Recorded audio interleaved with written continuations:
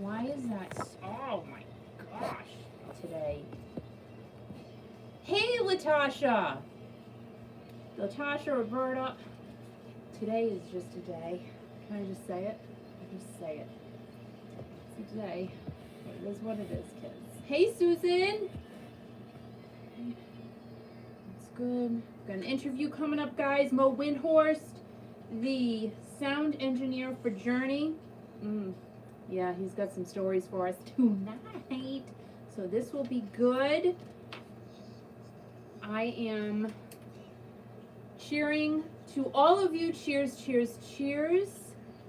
I am very thirsty right now. Hope y'all have a drink. I'm gonna unplug that so you can't hear that on camera. Yeah. Oh, Roberta, thank you. You're so sweet. Thank you, Roberta. This is actually, Mark is on board right now.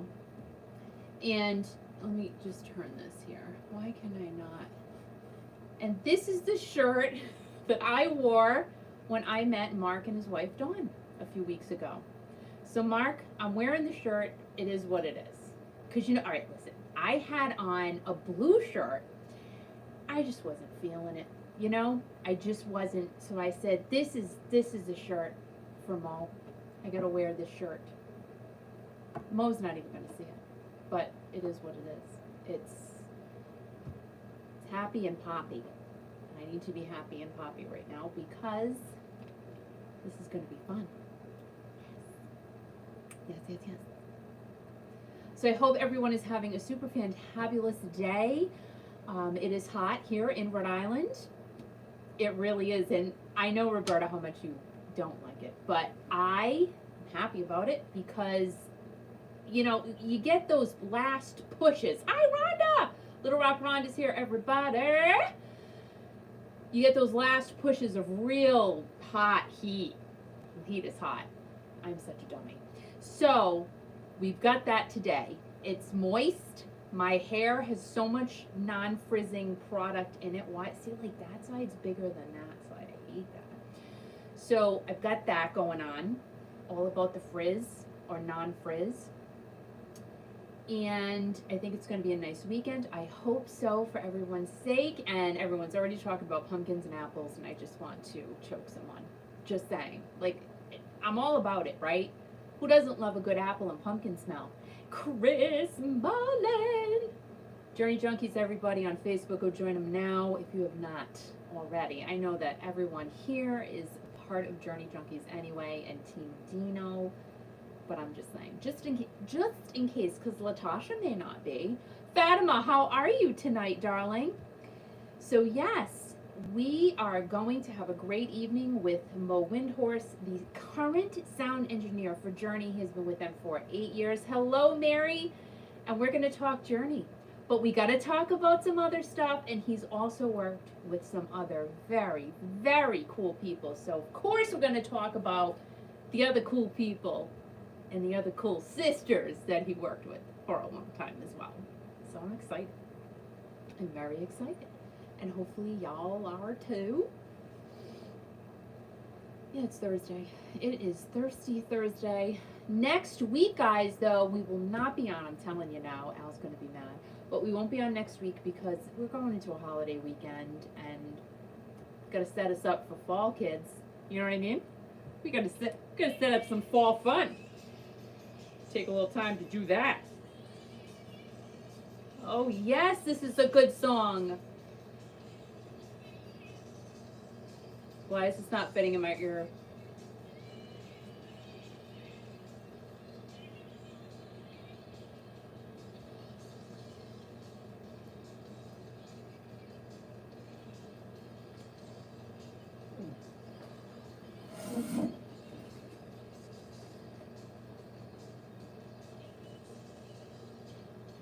Cheers. Cheers again. Hello, Karen. Hopefully everybody's got something.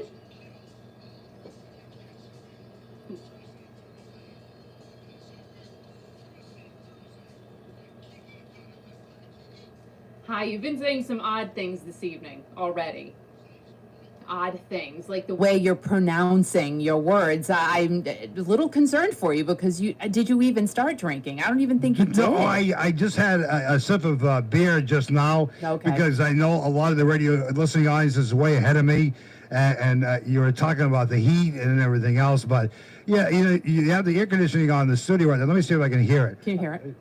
Yes, I can, but I'll turn it off during the interview. It'll be fine. You'll be fine. So yeah, it'll be fine. So talking about heart, this guy's coming on in a few minutes. What's his name again? Meaux Windhorst. Mo, right? Is it M-O-E or M-E-A-U-X? M-E-A-U-X, right? I wanted to say Mew, and I told him that. I said I really wanted to make a kitty cat noise, but he's like, I'm glad you did not. No, he's a cool dude, man. He's very cool. You love him a lot. Well, I'll tell the radio listening audience this. I do sound checks like the day before, and me and Mo, we connected. I mean, we're like two nerds, and we had a blast. We were talking about microphones and boards and technical stuff that doesn't mean anything to anybody, especially Roberta, who's half in the bag already. Oh, she is not. Stop that. But Mo and I mean, I'm not kissing his ass. Well, maybe I'm kissing his ass a little bit. But he had a busy week last week, and you can talk to him all about that. Not even a week. It was a busy few days. Oh, my God. Yeah. But he's back home again. He's going to talk to you in a few minutes, and this is going to be great. I can't. Kiki, thank you very much, because this means a lot to me, because us nerds have to stick together. True. It's true. You should get a nerd shirt. No, I'm a sound nerd. Hey, you know what? I belong to Moe's Club. Roberta said, I'll be nice. I am being nice. Here's the thing. What I say? He's been working on this sound. Like, because he's all anal about it now, because we're talking to a sound person, a sound engineer to be exact. Right. So he has been all over the sound. Right. And I do sound a little crystal-y. You sound good. I sound good. But thank you. Except if I do my S's ready. Like, it's very... I'm not going to put a windscreen up in front of you. It's very I hate those windscreens looks. I understand, but I'm very No one appreciate where I'm coming from, because he would. Those windscreens look horrible. You know what? You could have a little cartoon show called Me and Mo. Me and Mo. God, I want to hang out. I understand from Mo, he likes to fish, and I like to fish because we all like to fish, don't we? No. Why? You like to fish, don't you? All right, so I mean, back in the very early day, I did enjoy a fisher thing day here or there. Yeah. But I didn't eat the fish. No. I didn't harm the fish. We always threw the fish back. We always did, but like, what's the point? Because then you're maybe ripping them away from their family. Right. They've got kids in school. Get it? School of Fish, get it? They got kids in school. Anyway, so I would I would feel bad about it. Right. Yeah. But you used to be very good at catching the sunfish, didn't you? I caught a couple of pickerel. A couple of what? Pickerel. Couple pickerel? Pickerel. And pickerel. Roberta said that her and Mark want to know if you learned how to push the button yet. Is the button on? Oh, my God, you guys are a pain in the ass. Of course it's on. God, jeez. Well, they're checking in. They're checking in. Cheers, by the way, to our radio listening audience, which is expansive. So, Chris from Wisconsin's here tonight? Yes. So, wait a minute. Hold on. Wait, what? Shameless plug. Journey Junkies, the JJs on Facebook. Go follow them if you have not. And Team Dino as well. Right. So, on Facebook. I don't mean to say this in a bad way, but Chris, don't get upset with me. Chris from Wisconsin is a radio nerd also. I love Chris. I mean, again, I'm not kissing her. We all love Chris. Maybe I want to kiss her. But she loves sound. She wants to hang out with Mo too. She probably can. But her and I, and Chris reached out to me yesterday. Yeah. And Chris, I hope you don't mind me telling the radio listening audience, people, look at all these people listening to us tonight. Too late. What is this group Journey? Are they popular? People love listening. Right. They do. But Chris reached out to me yesterday, and her and me want to just hang out with Mo and just watch him touch the knobs. And that's fine. I mean, Chris is into the knobs, I tell you, especially those slider attenuators, which are really, really good, right? I mean, you just can't... Well, if anyone could see what you look like right now, even though I'm not with you... You really should have your own TikTok. Seriously.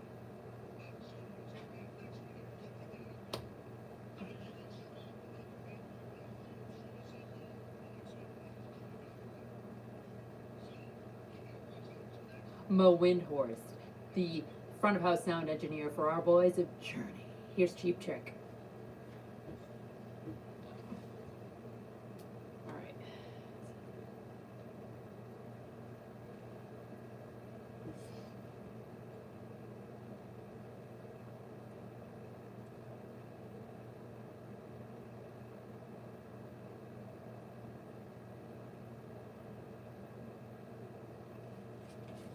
Oh, God, is it?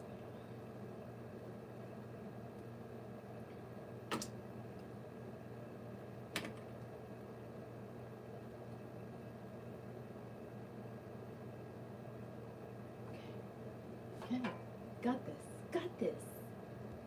Al said knobs, I know. He likes saying knobs, I don't know why. That's like a word for it. That is a thing word for Al. He's all into the techie stuff. I gotta plug this in because, let me see. Oh, you know what? I gotta turn off the air conditioner because it's just too loud. There we go. There we go. Okay. All right.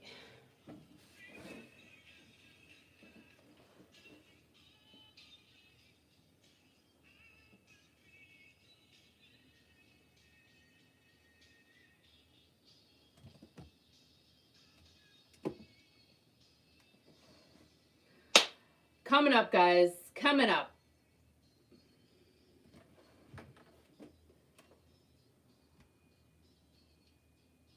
Probably.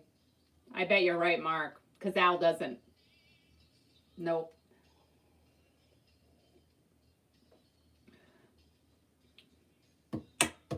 You see that? No.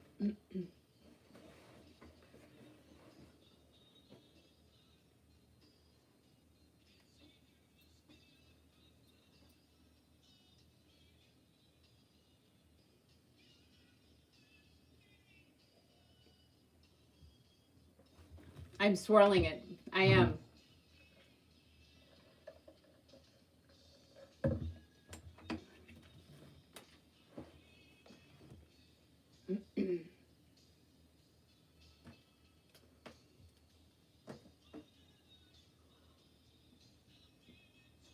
Did you hear me burp? I just burped. I hope no one heard that. Sorry if you did. I apologize.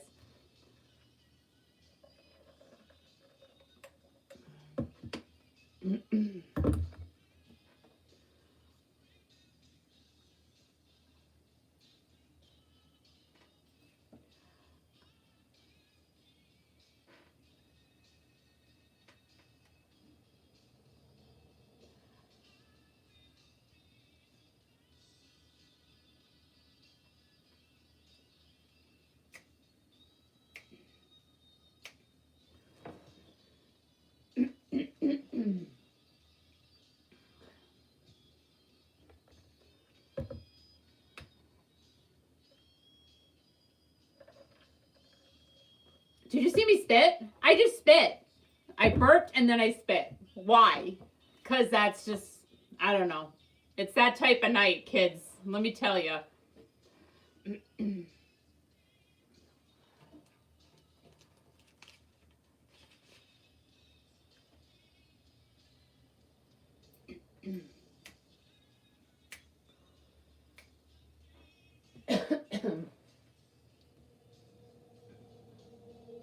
Why am I phlegmy? Why? That's right, Karen.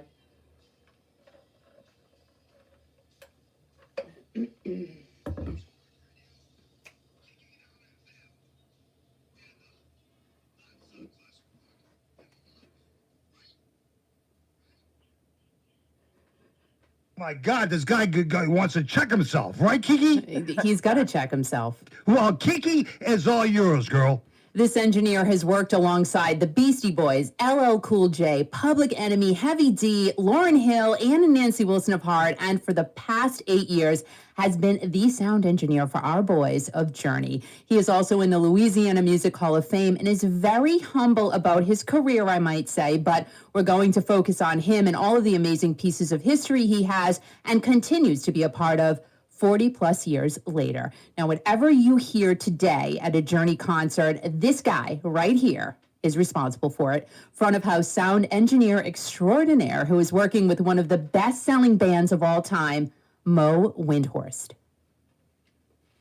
Hi, Kiki. How are you? I am good. You have had such a busy weekend/week, and you are fresh off of a plane from being with Journey, so we got a lot to talk about, but let's go ahead.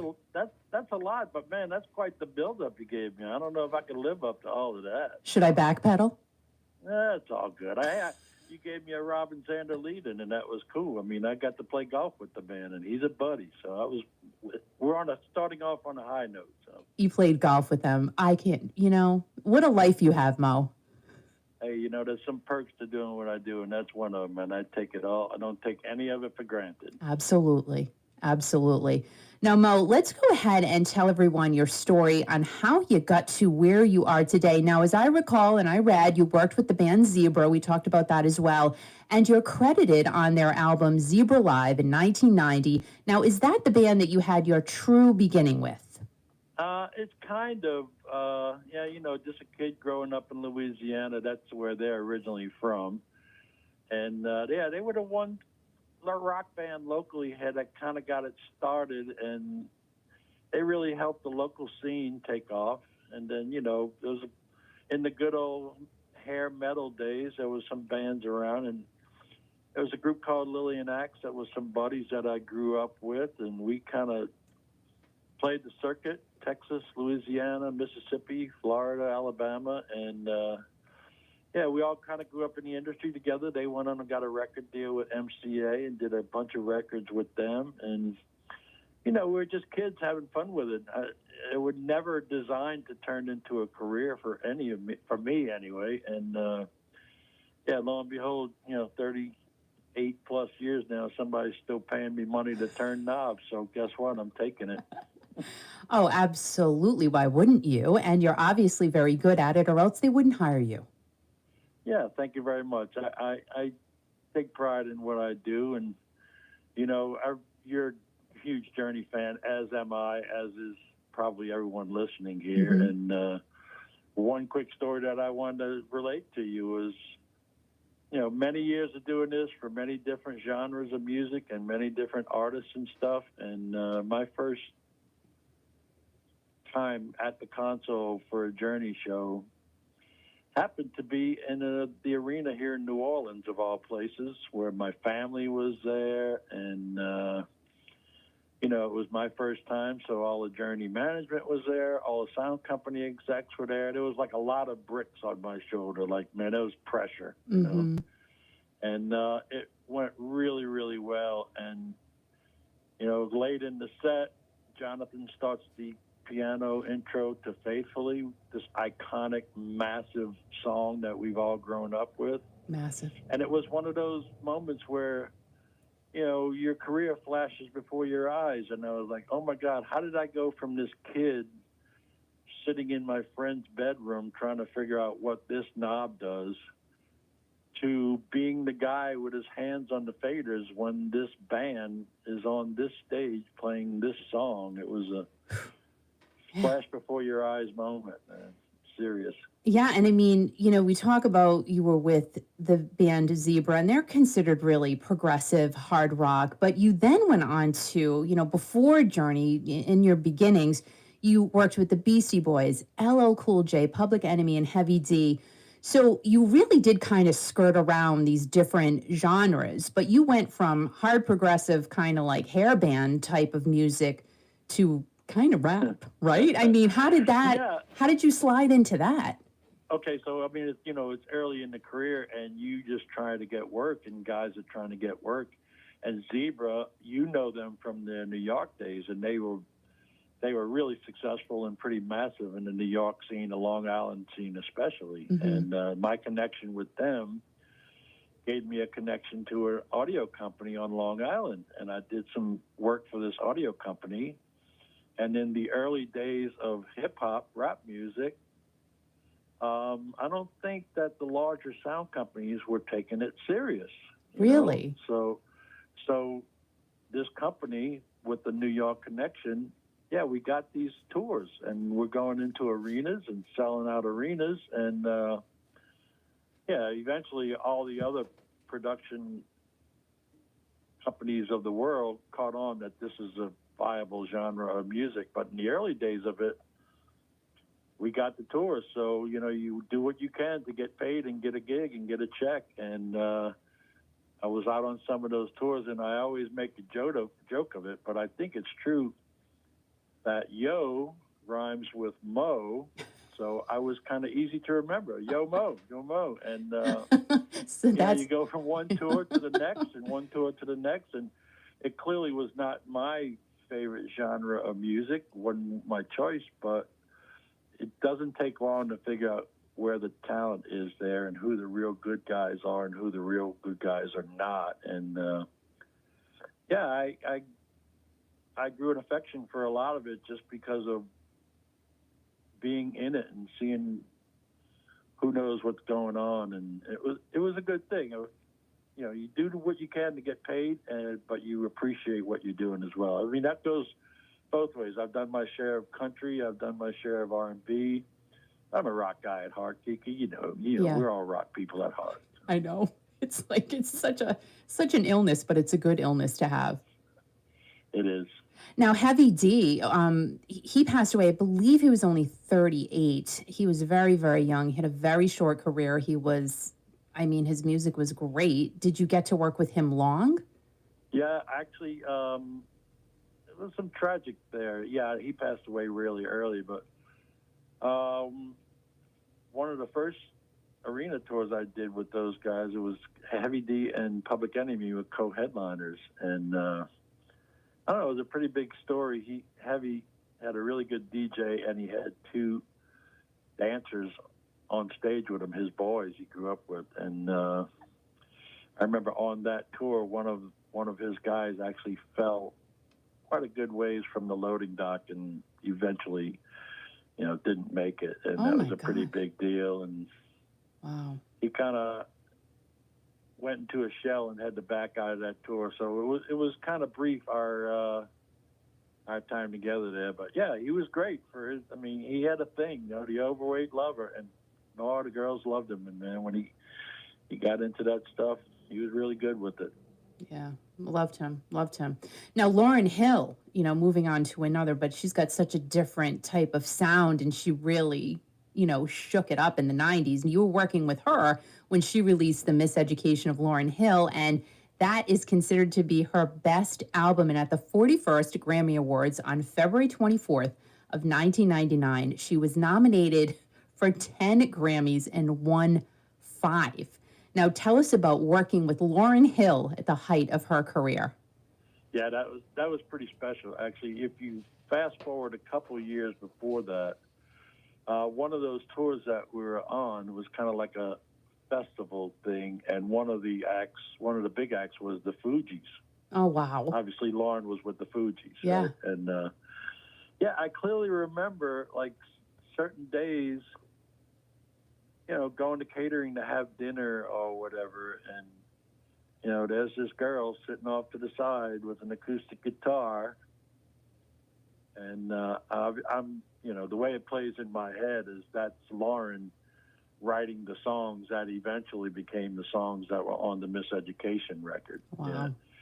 And I got called in to go sub for a guy on that tour, and it turned into about 15 months of work. And yeah, you're right, she got nominated for everything. She won the Grammys, she won the Soul Train, she won the MTV Awards, she won everything. We went around the world twice, and yeah, she was great. She was amazing band, amazing songs, It's timeless music. I mean, if you go back and listen to that record today, it'll take you back to parts of your life, and you'll just fall into the jam again immediately. Oh yeah, oh yeah. That had to be so cool for you though to experience all of it. Even though it wasn't you, it was you. So it just had to be an amazing part of your life.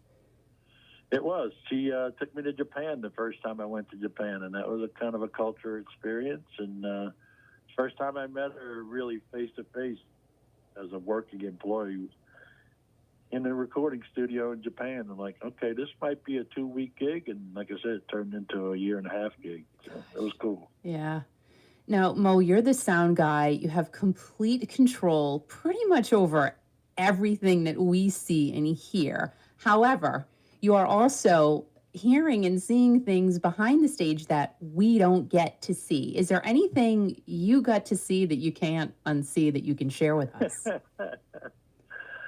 Oh, man, that's a loaded question, man. You were trying to get me to sell out. So, no, I'm not going to sell it. No, the guys are great, and it's not only the Journey guys. Well, they're phenomenal, but in my years of doing this with multi-genres and multi-artists, yes, sometimes they're phenomenal, and sometimes they're not quite on their game, So that's kind of the part of the life of an audio engineer, too, is find out where your guy or your girl is that night and what you need to do to help them to make it through. And other times, just get out of the way and let the talent soar. Yeah. So has there ever been... I wish I could give you more than that, but yeah. Yeah, I was kind of looking for a little bit something saucier, but it's fine, It's okay. But now, do you ever get into a situation, though, Mo, when, one of your artists are saying, listen, I can't do this tonight. You gotta carry me through. How is that for you? Because I'm sure that you've been in this business so many years. Like, what do you mentally have to do to get into that headspace? Yeah, it's a good question, actually. I'm going to harken back to my 8 years with Heart. And I mean, Ann Wilson is as much of a powerhouse as any vocalist I've ever worked with over the years. And when she thinks that she doesn't have her A game, her C game is pretty freaking phenomenal too. Yeah, it's like A++ as a C. I know from what I hear and when I'm putting it together, what could be different from night to night, but you don't get to this level that these artists are without knowing your own instrument. I mean, her voice is her instrument. Arnell's voice is his instrument. Yeah. And when it's perfect, it's amazing. And when it's not 100% perfect, they still know how to play their instrument, Got it. I got it. But now, have there been any artists that you've become friendly with, like really, really friendly with, and you've had to do special things behind the scenes, like to make them sound good? Because like you said, everybody has an off day. We're all human beings. I mean, has there been any of those instances? And, can you share without sharing names? There's been 1 or 2 times. But, you kind of pulling something out that it's the behind the scenes thing. The fans, they think they want to know about that, but they don't. I mean, they're people, right? Yeah, and absolutely. Sometimes a person has a sore ankle or a bad wrist or whatever. You're still going to play the game. You're still going to do the thing. I know what I need to do audibly when my singer is having an off day or not quite getting to the pitch or whatever. And, today's music is all about digital electronics, which pitch correct and fix. And, we're not about that. We come from a different genre where you step up to the plate and do it. And like I say, most of the time, I can sweeten things and put them in different positions in the mix where maybe I could cover a thing or two, but they're pretty good at covering it themselves. If they know they're not going to hit the note or get to the point, they're going to rearrange their singing pattern. And does that make sense? And it absolutely does, because you're old school. You're totally old school. And I think that's why you've been able to succeed in this business for so long. Again, I don't really know you, but I say it all the time, going back to old school principles and ways. And what you're saying to me is that even the singers that employ you, they are all about the old school methods and the old school ways, because they want to make sure they're giving the best that they can for their fans, whether it be 100% or maybe 98%. That's 100% right. And, everything's real. What you hear is real. It's not, nothing is, there was one tour we did with Heart where, the bands have the big logo on the kick drum head. You see the Journey logo or the Heart logo. And one tour with Heart, it just plainly said in big, massive letters, human. Wow. Wow. Nothing fake, nothing contrived, just human. This is what you hear is happening and real. And, sometimes not 100% what you want, but it's human. It's real. It's not computer driven. It's not in the can. Yeah. Love it. I think a lot of us music fans, really hardcore fans, appreciate that. It's, because what are you thinking about all of this auto-tune talk? And you probably know who I'm talking about, but big band that's out there for the last time, for the fifth time. But, like a lot of people, rag on them for that. And for me, it's like, listen, these guys are still out there performing for all of us. It has, if they have to disguise something, who cares? They're putting on a show. Yeah. And, auto-tune it actually is it's become something that, I don't want to rag on today's music, because then I will sound like my parents. That Elvis thing is really bad, or that Led Zeppelin, turn that down. Imagine that. That's how I feel. That's how I feel about today's music. It's auto-tune has become more of a flavor than just a thing to fix something. And guys making records in their kitchen on their computer, it's so different than it was in the old days. I think a lot of that has taken the soul out of music. I haven't done a lot of studio stuff lately. I do some, things to remix, live DVDs or whatever. But in terms of recording records, but back in the old days, man, before digital and before automation and stuff, when you would say you'd be mixing a song and you'd have 10, 15 changes in the final mix, and you have 5 guys with 10 different hands on the console to do the changes, and you're going through the process of a song, and this is coming up, and you look at the guy like, you got it? Yeah, I got it. And you would make this one pass, and all 5 guys did all 20 changes right. Man, that was magic. It's crazy. You're not recreating that every time, and that was the soul of mixing rock in the early days. Now it's push a button on the computer, and the computer moves a fader 0.2 decibels to change it. A lot of the soul is gone from that, I think. Yeah, and that is sad. That is sad. But it sounds like you're still in kind of, I don't want to say the reality, but it really kind of sounds that way. Like you are really as real as you're going to get. That, and I'm going to bring you back to what I do live too. It's like I've said this quite a few times, I'm a dinosaur living in a digital world, because I still have my old analog mentality, and I got this big, wonderful piece of gear in front of me, which has got all the bells and whistles, but I don't use them because I want to stay in the moment, and fingers on faders and turning buttons on and off, and that's me playing the song like the guys are playing the song on the stage. I'm not a musician, but this is my instrument, and man, when it's right, it's a religious experience, and like I said, I'm as big a Journey fan as anyone. These songs are embedded in my head as they're embedded in every Journey fan's head. The bass guitar parts, the guitar solos, the vocal lines, the background parts, the little special trills, and when it's right, it's pretty special, and I get to mix the soundtrack of my life every night, and that's pretty cool. It's crazy, it's just crazy. But before we talk about our boys, we love our boys, but you went to work for the sister goddesses, Ann and Nancy Wilson of Heart. I mean, they are true rock royalty. I mean, I got the opportunity to see them a few years ago. I had never seen them live, and I'm not kidding you. When they walked on the stage, I cried because it felt like I was just in the middle of wonderfulness, and Ann's voice, I can't. And when she sang Stairway to Heaven, I'm sorry, like I lost my mind.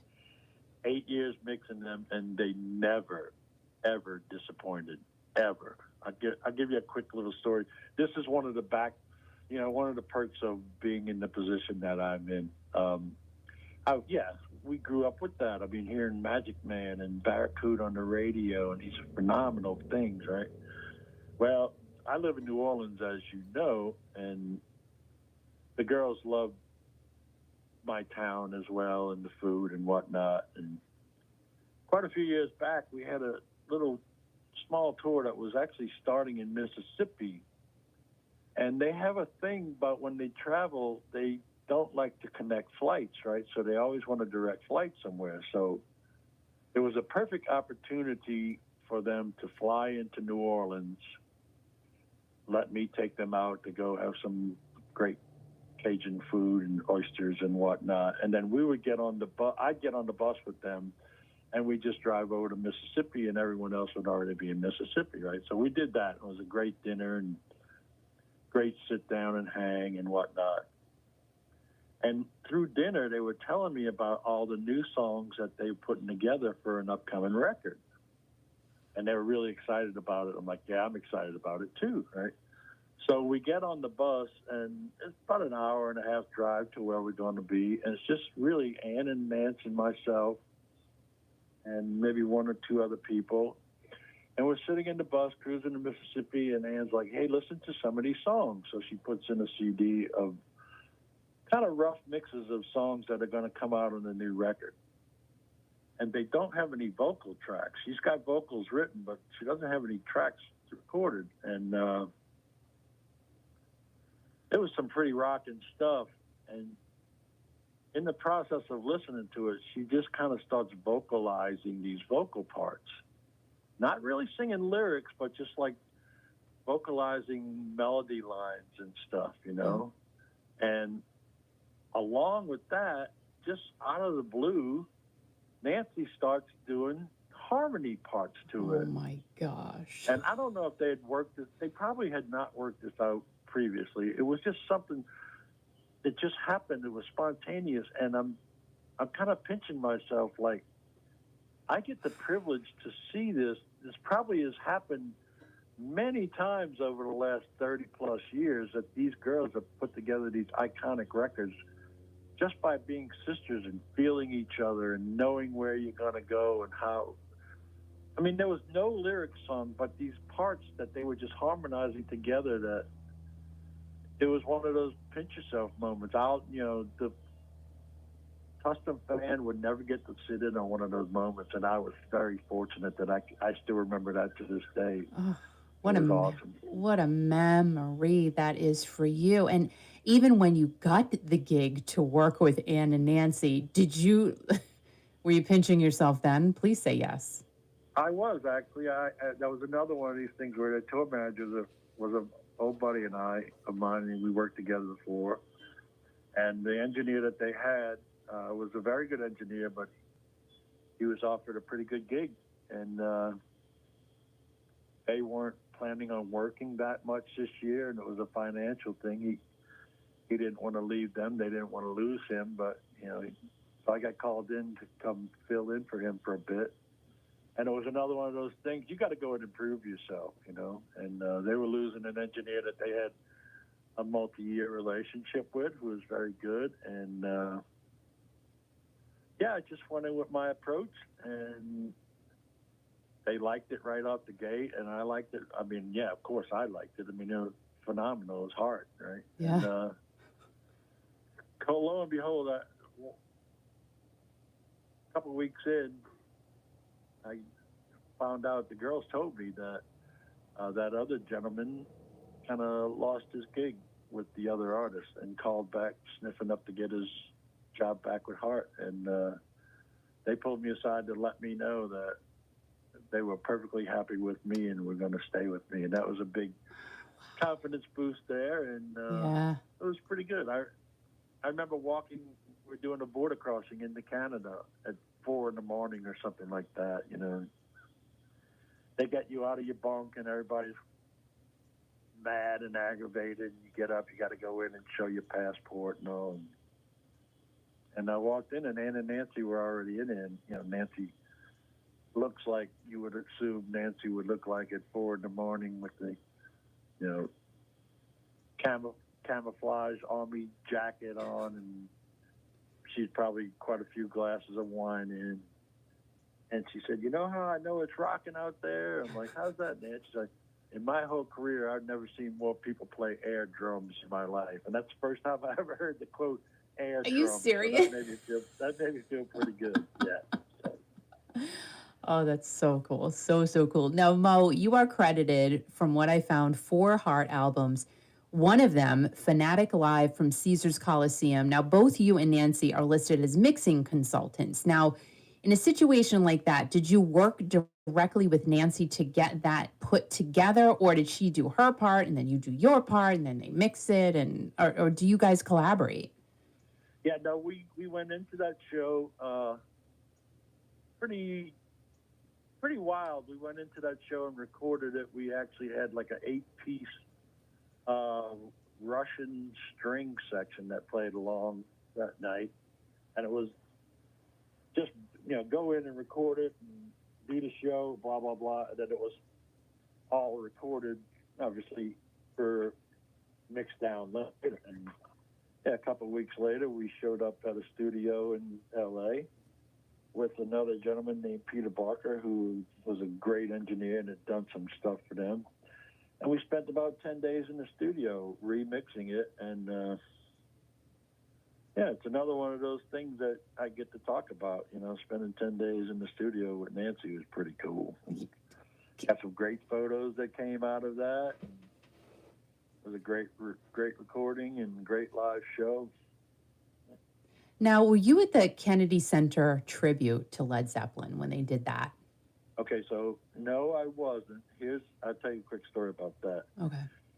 We were doing, Hart was actually doing a corporate gig in Orlando. And we were all in Orlando setting up for it the day before. And Ann and Nance flew up to D.C. and did that thing, and then flew back to Orlando to do the corporate gig. So none of us crew got to go to do that. Oh, wow. And we just heard, man, it was pretty special, you know. And then obviously you've seen it and everyone's seen it before. It was such a special moment, and to get to see, you know, Robert Plant, Jimmy Page, their reaction to it was pretty cool, right? So that turned into an idea of our next tour. We had Hart with Jason Bonham's Led Zeppelin Experience as our support act. Wow. And so Jason's band was great. They did an hour plus Led Zeppelin set, and then Hart would do their set. And then the kicker was that Jason would come back and do a 5-song encore with the Hart band as the drummer. And, you know, and Nancy have done Zeppelin covers their whole career. They're big, huge Zeppelin fans. The way it played out on that video from the Kennedy Center with the choir and all that stuff for Stairway to Heaven, it was such a great moment that we tried to reproduce that every day. Mm. So he came out for the encore, and they would do 4 or 5 Led Zeppelin songs, one being Kashmir, which was phenomenal. Mm. And then the last song of the night was Stairway to Heaven. And we did pretty good at getting a local choir in every city we went to. They would hire, there was a great old lady that Ann knew from Seattle, from one of the churches there, Miss Ruby, and she was on tour with us. And they would hire in a choir in every city we went to, and Miss Ruby would spend a couple hours in the afternoon, you know, directing the choir, getting the choir in shape to do Stairway to Heaven. And at the end of the show, the last song, was Stairway to Heaven, and then, after like the first verse, the choir would file on stage and they would sing it, and it was epic every night. Just to hear those voices with that song and singing it was epic, right? And that had to be special for Jason too. Here's the funny kicker that no one really gets to know, though. Oh, deep into the tour, we were doing a show in Bethel Woods, which is upstate. You know where that's at. You're in upstate, right? Yep. So who'd have thought that you could not find a choir in upstate New York? Right. Why? Yeah. Okay. So it's getting closer and closer to that show, and our production has not been able to secure a choir for that night. So it's the day of the show, and we still don't have a choir. And Ann and Nance don't know about this. They didn't want to tell them about this because they didn't want to throw any pressure on them, right? So the solution was that Miss Ruby would take all essential people on the tour who were not essential to the show at that moment and turn them into a choir. Are you kidding? Say a caterer, say Hart's drummer, because Jason was playing drums, the wardrobe girl, one of the bus drivers, it's crazy. They rounded up 15, 17 people on the tour who weren't specifically doing something for the show at that moment, and she turned them into a choir. Oh my gosh. Okay, so the girls don't know this, right? And it gets to that part of the show, and Nancy starts playing the acoustic guitar, and Ann's out on the thrust, the front of the stage that goes out into the crowd. She sings the first verse of Stairway to Heaven, and right at that time when the choir is starting to file onto the stage, they're kind of in the dark, and if you remember the Kennedy Center honors, they were all in black. Mm-hmm. They had the derbies, which is the hat that John Bonham wore for Zeppelin. Yeah. Anyway, it gets to the part where the choir sings their first part and the lights come up on them, and Ann's looking at the choir and she sees the tour manager. She sees everyone in the choir who is not a choir, right? And the look on her face is amazing. But they did a fantastic job. So she's looking like, oh my God, what is this about, And then lo and behold, sure enough, when Nancy kind of figures out and turns around and looks at the choir and sees that it's all of her staff is the choir of the show, she literally can't contain herself. She's kind of laughing to herself. And they did a fantastic job. And there's a really good video on YouTube somewhere called, I think it's the Rhodey Rabernacle Choir. And they did great. And Ann and Nancy's reaction to seeing that was just priceless. That had to be amazing. Now, yeah, it was fantastic. And literally got to a point quite a few shows later where we couldn't get another choir. And they're like, okay, we already got the Rhodey choir intact. Let's go. Okay, everybody on stage, get off the bus. Let's go. It was great, yeah. Now, how about Jason, having that sung, Stairway to Heaven? Did he talk about what that was like for him? Yeah, I didn't have much interaction with him. There's no better interpretation of his dad's drumming than him. Yeah, yeah. And I guess, you could, if you go back and look at the Kennedy Center video, you see how emotional he is at the end of that. And, he brought it every night. I mean, the songs that they chose to do for Encore, he was spot on, but I didn't have any real interaction about, what it did to him personally, emotionally, but I can't say anything bad about the guy. He brought it, and he's a phenomenal player. Oh, yeah, absolutely, absolutely.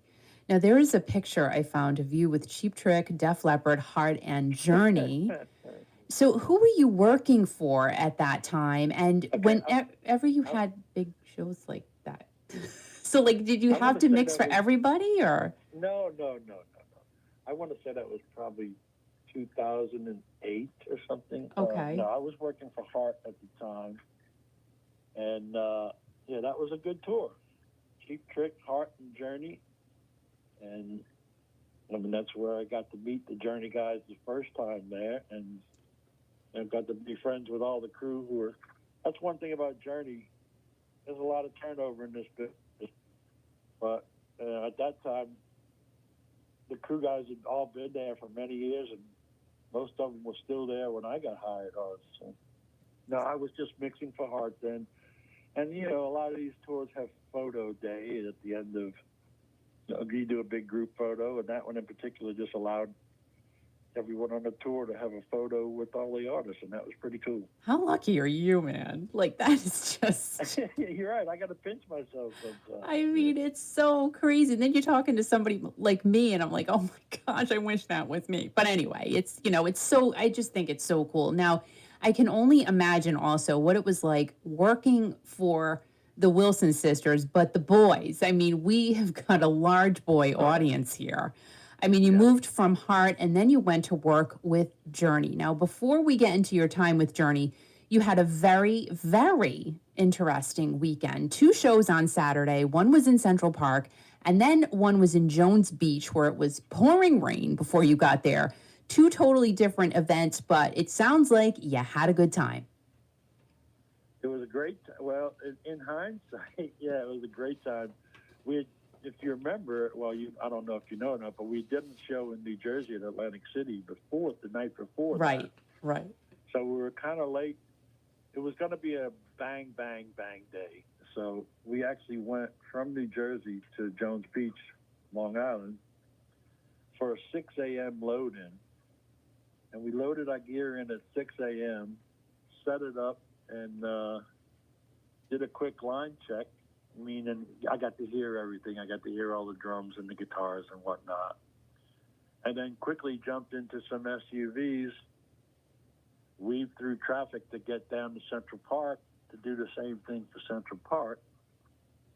Our gear was out in Long Island, so everything we had in Central Park was all rented in gear, which adds another variable of putting it all together, not only for me, but all the guys on stage. You know, the drum tech's got 2 additional drum kits to put together. The keyboard tech has a duplicate of Jonathan's rig to put together, and blah, blah, blah. So it was an interesting putting all that together. And then Central Park went great. We did our 2 songs, and then they rushed us to the SUVs so we could get back out to Jones Beach. And you and I talked previously about my little police escort out of Manhattan, which was really pretty cool. I felt like I was in a movie. Yeah, tell everybody about that. What there were a total of 14 escorts? Okay, yeah. So we do our 2 songs, and they're like the radios are going crazy. Let's go. We got to go. Let's go. Where's Mo? Where's blah blah blah? And we finally get everybody into the vehicles, and then we have like 4 NYPD cop cars. We have like 12 NYPD guys on motorbikes. And we had 8 big black SUVs. It was awesome. So we're leaving Central Park and headed through Manhattan, and these bikes and cars are just whipping alongside. They're shutting off this road, shutting off that road, and we're blowing through red lights and blah blah blah. And it was freaking awesome. And then we finally got out of the city, and they escorted us all the way out to Jones Beach. Wow. And, so we get to Jones Beach around 8:30 at night because the band had gone on stage in Central Park at like 6:30 in the afternoon. We still got to get to Jones Beach for our show out there. So we get out there about 8:30, 9 o'clock, and the band's scheduled to go on stage at 10:15. And that was another, Fallen Heroes, Tunnel to Towers. Right. A really great event thing. Multi-band. Steve Miller was there. Ann Wilson was actually there with her band. Fogarty was there. There was a lot of artists there that played too. Journey was scheduled to be the last one. We hit the stage at 10:15. We do our 5 songs. We're done by 11 o'clock. In principle, that's how it's supposed to happen. Right? Yeah, right. Well, you throw a hurricane in the mix and constant rain downpours, and festivals always run a little bit late anyway. We didn't get on stage till about 12:30, and we finished about 10 minutes after 1. It was a very, very long day, but we managed to pull it off, and the guys did great. Thank God for the people that stayed there. I mean, Yeah. put yourself in that position. Are you going to stay in a rain-soaked, hurricane-flooded outdoor venue for 12, 14 hours? You know, A lot of it's a lot of ponchos that I saw, and they were pretty dedicated. They were very dedicated, and the cause was great. Yes. The Tunnel to Towers and the first responders for 9/11. That's what it was all about. Yes. Man, when there was a lull in the action, like when they was changing from band to band and stuff, that'd be this spontaneous breakout of USA, USA, and the people were they were fantastic. You couldn't, very, very much applause to the people that chose to be there and then to stay there. It was all great. That is so, so cool. So did you bump into Anne? I went to her dressing room, I guess it was about 45 minutes before she was going on, talked to her manager, and he said, if she would really love to see you, please come back after the show. She was doing her la-la-las and makeup and whatnot, and I knew that I was no way I was going to be able to make it back to see her because I would have been busy at the time, but she came out. She was phenomenal. She looked great, sounded as good as ever, and her audio engineer is a good friend of mine, and we talked for a good while. I said, please give her a hug and pass on my love, and he's like, I absolutely will. So, yeah, I'm kind of disappointed that I didn't get to see her, but, she knows I was there. Yeah.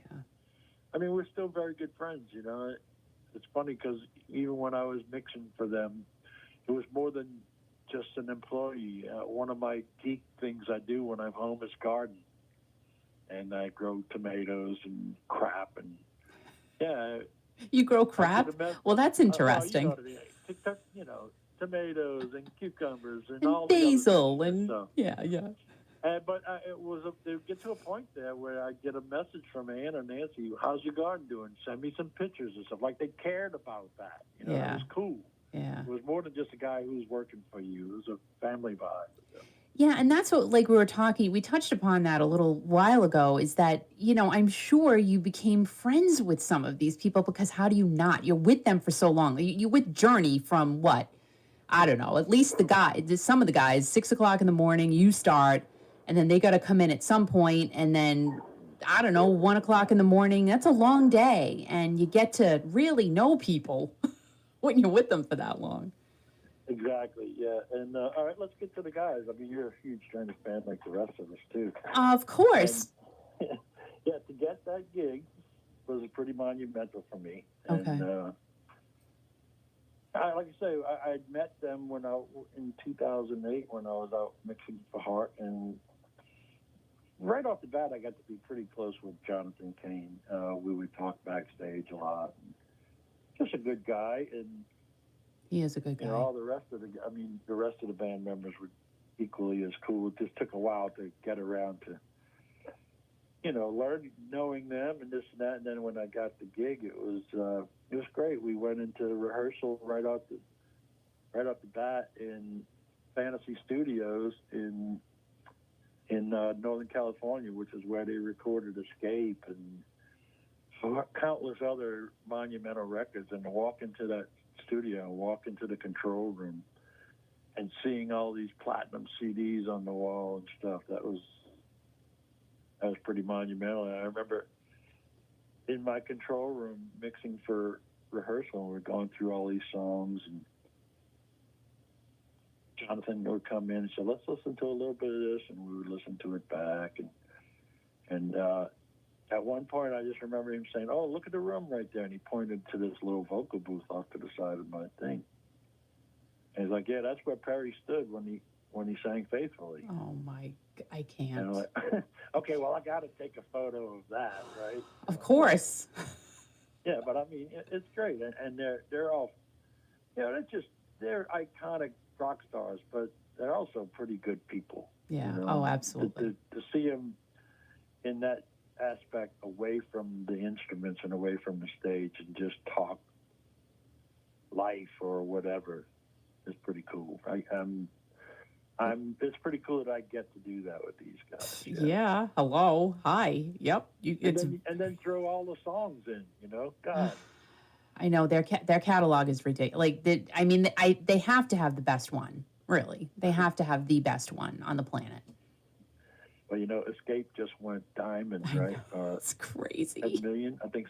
10 million. Escape sold 10 million, something like that. Yeah. It went bananas. Like everybody's been talking about it. But now, Mo, what year did you start with Journey? What was the year?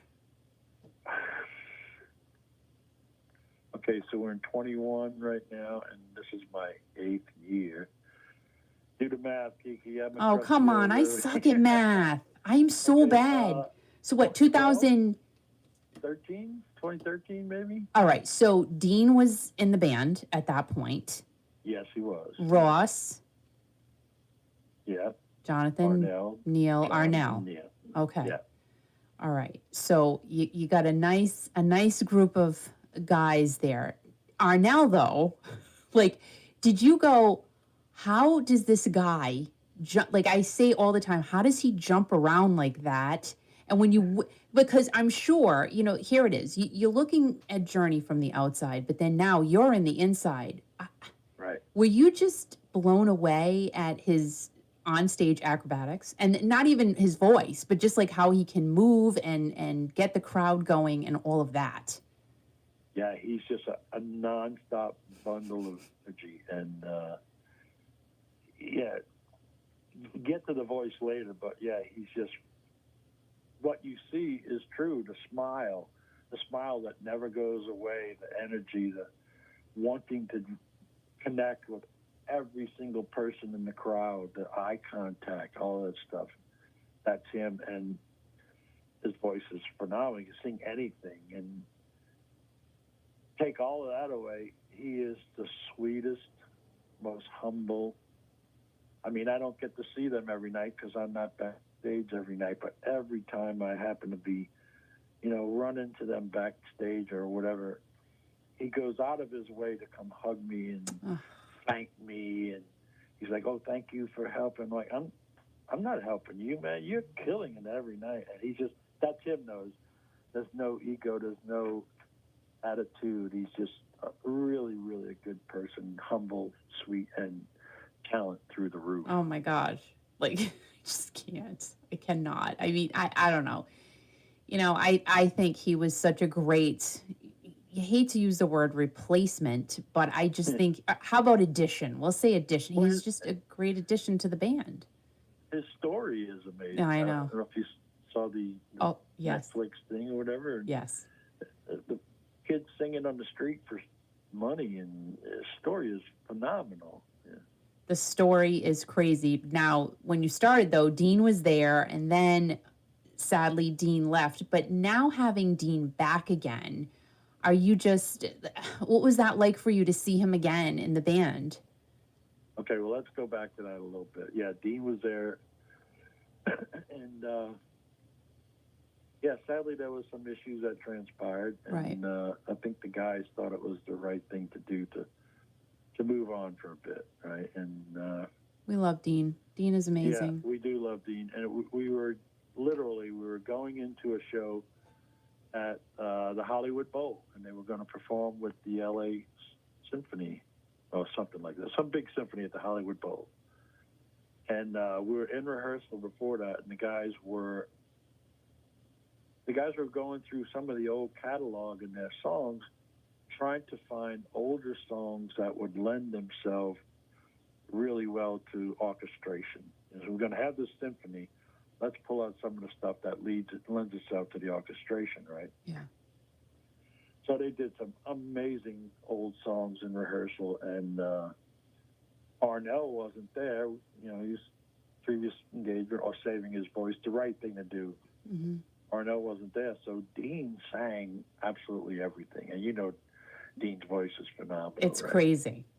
And to this day on my computer, I have Dean singing all these Journey classics in rehearsal. It's just phenomenal. Oh my gosh. Yeah, so then literally we get the set list together for this show at the Hollywood Bowl Symphony, and lo and behold, what happens with Dean happens, and we're like 2 days out from this show. Oh, wow. So, yeah, they brought in Omar Hakim, who's a phenomenal drummer. He played with, I don't know, his credits are through the roof, Madonna and a million other people. And he's a phenomenal drummer. Personal taste, not the right drummer for Journey, but he filled in just great. Yeah. And then we went and did a 3-week kind of Canada tour, and he was part of that too and stuff.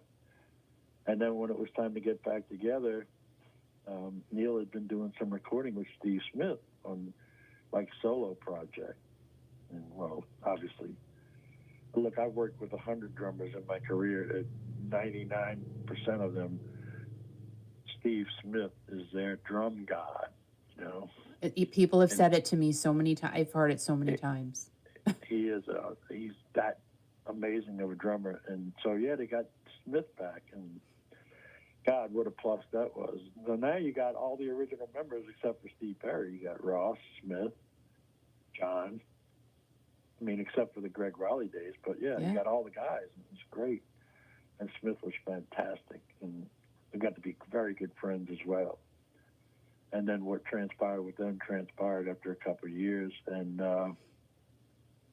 yeah, they made the change with bass player and drummer, and Narda Walden came in, and I'm not sure what transpired with the whole Randy Jackson thing. I'd heard that he had some medical issue that he had to tend to, so that's when Marco Mendoza came in. And Marco was just fantastic as well. He's completely dialed in. Just another, to me, being a great musician is one thing, because there's a lot of great musicians out there. But if you can be a great musician and also be the great person that you want to hang with and talk to and, have respect for, that's doubly important to me. And Marco and most of these guys are that. There's a handful of guys out there who are phenomenal, and I just refuse to listen to them because I know how much jerks they are. Really? Just not right people. I'm not gonna.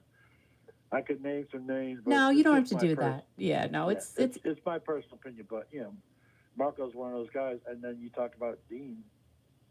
He is beyond one of those guys. Oh my He's gosh. just the most lovable, high energy, sweetheart of a guy, and monster drummer, crazy vocal. I know. All of it. It's crazy. What Dean has, I think, I don't know why he's not pumped up more.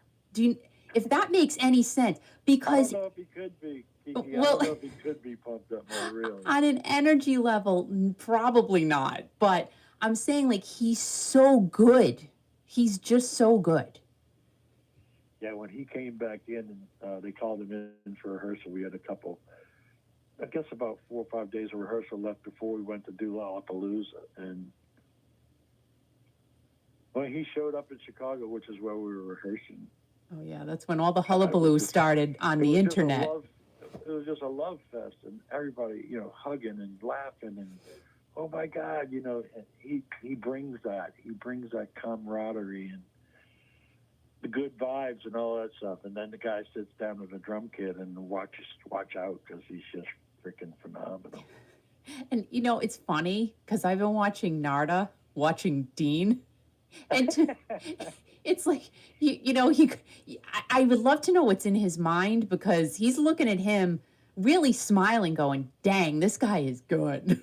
Narda's great, of course, but that's one of my Narda's phenomenal too. But that's one of my. I want them to work it out. We're, I guess, 4 or 5 shows into the to the double drummer era of Journey. Yeah. And you have both of these guys that are phenomenal. But you're right. Narda's watching him. He's watching Narda, and I think there's a little bit of both of those guys defaulting to the other guy, as in are you going to take this lick? Are we going to do it together? Am I going to, Interesting. That needs to work itself out to where they both are assertive. And then because there's still quite a few parts in the set where they are dialed in. Yeah. And when they're both dialed in and going through the same thing together, it's pretty magical. Ugh. And Dean and Marco are buddies, so you can tell they probably cause trouble, is what I'm saying. Like, they're funny. Yeah, well, they have a history too, right? They're daisies and, Yes. journey through time and all that stuff. Yeah. I mean, I don't know. I just, gosh, your job. Oh, just saying. Like, I could push a knob. I'm just saying, if you ever, like, have a cold or something, let me know. Yeah, you got it. Oh, you're the first one I'll call. Tonight on audio, Kiki. Yeah. I when I first worked in radio, we had the sliding attenuators. I had but not that many. Anyway, so getting back to the guys, Lollapalooza. So how long had it been since you had work? You were out of work a long time too. I figured it out. We did a show 2 days before Lollapalooza. We did a show at the Aragon Ballroom in Chicago. Mm-hmm.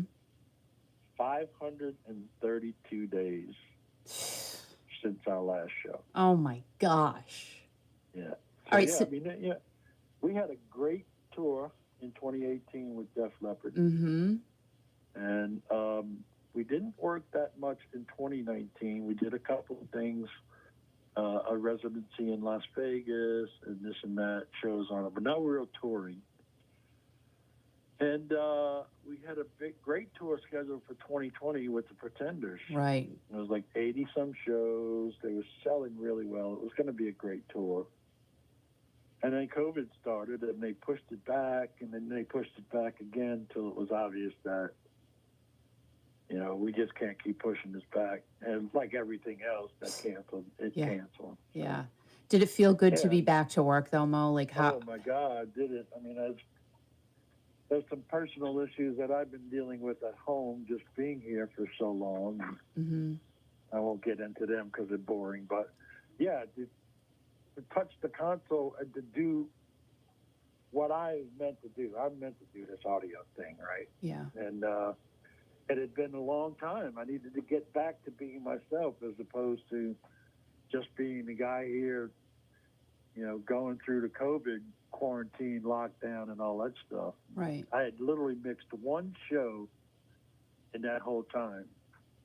And believe it or not, here in New Orleans, I got some friends who are really, really great musicians. And miraculously enough, they got a Journey tribute band. So I mixed them. It was pretty cool. Oh, that's funny. Yeah, how about that? And just to get back to my gear and get back to the guys and get back to like doing that, and because I'm not quite sure if I was retired or not, and that had to be a crazy feeling for you to not know. Yeah, to get back to doing it, and then all of a sudden reminding yourself that, hey, you know what? I'm pretty good at this. Yeah. And that was I needed that. I think we all needed that. So. Oh yeah. Yeah, absolutely. We needed it too, and we're glad you're back. Thank you. Now, the 2017 Rock and Roll Hall of Fame, were you there? Ceremony? I was. Yeah, I was. Oh dear Lord! And did you meet Mr. Perry? I did not. I was stuck out in front of house, and another stupid little one of my antics here. I'll tell you real quick. About 2 or 3 years before that, Hart was inducted into the Rock and Roll Hall of Fame. Right. And I was there for that as well. Oh my gosh! So How good are you? All these people, hey, you guys are on the fence and getting inducted in the Hall of Fame. Hire me. I'll get you in there. I'm the golden ticket right now. Joke, obviously. Yeah. No, it's not. Obviously, you're a good luck charm. Okay, so Hall of Fame induction things. We knew that Perry was going to be there. Yeah. We also knew that he was not going to sing. Okay. But then the rumor started circulating that day, oh yeah, Perry's going to sing a song. I was pretty sure it wasn't going to happen, Yeah. So, and the vibe that I got was, I think the guys were kind of wondering, how's it going to be? Is he going to be a jerk and is he going to make things uncomfortable or what? Yeah. And when they got called, when they rolled the video, and I think it was Monahan from Train did the induction, and when they got called to the stage, I saw Perry goes up to the left side, and Nealon comes up from the right side, and when they see each other on stage by the podium, it's just smiles, and then all of a sudden they embrace in this tremendous hug. Oh my God. And the place goes crazy and was phenomenal. You know, it was all love. And the guys come up there and they all do the same thing. And then when Perry gave his acceptance speech, to me, he couldn't have been more gracious. He was so thankful for the guys. He thanked the crew and the management and the staff for all the years. It was phenomenal. Afterwards, I saw the photos of Arnell and him back in the dressing room. I don't know if you've seen those or not, but I did. Arnell's been the first one to say that he's as big a fan as anyone, and he loves him so much. And to see those guys hugging and embracing, and for Perry to give a shout out to Arnell in his acceptance speech, thank Arnell for carrying on the music so great and that kind of stuff. That was huge, because there's still a lot of people out there. Oh my God. Not Perry, not Journey, you know that. I know. There's a lot of them out there. Mo, I see comments and hear them every day. It's like, guys, it's, I was on the Steve Perry's going to go back. I'm off the bus now. I've gotten off. I'm sorry. But I don't appreciate when people say, oh, it's not Journey. It is Journey. It is Journey. It's a different looking Journey, but it's still Journey. They can still play the songs, and we've got Neil and Jonathan and Arnell. We've got a great, I don't know. I'm just thankful they're still and they're still great. Yeah, I couldn't agree more. Some people just want to find the negative, and there's nothing that we could do to make them happy. So, well, it's okay, because we're happy that Journey is still around, and now you have something else to look forward to. Starting on December 1st, you guys are going to be doing the Vegas Residency at the Virgin Hotel. Now, with you doing that type of show for 11 days straight, is it going to be easy for you, do you think, or do you still have the same amount of pressure? Well, we've done it 3 times already. Mm-hmm.